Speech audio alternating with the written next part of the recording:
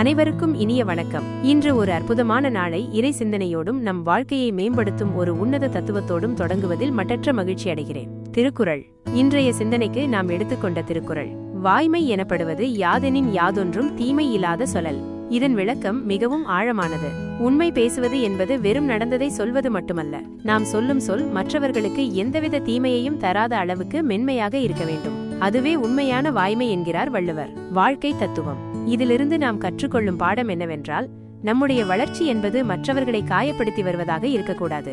நாம் நேர்மையாகவும் பிறருக்கு உதவியாகவும் வாழும்போதே அந்த முருகப்பெருமானின் முழுமையான அருள் நமக்கு கிடைக்கும். உண்மையை மட்டும் பேசுவோம், நன்மையை மட்டும் விதைப்போம். இந்த தகவல் உங்களுக்கு பயனுள்ளதாக இருந்திருக்கும் என்று நம்புகிறேன். இதுபோன்ற ஆழமான தத்துவங்கள் மற்றும் ஆன்மீக செய்திகளை தொடர்ந்து பெற மறக்காமல் நம்ம சேனலை சப்ஸ்கிரைப் செய்திடுங்க. அப்படியே அந்த பெல் ஐக்கன் ஐயும் கிளிக் பண்ணுங்க.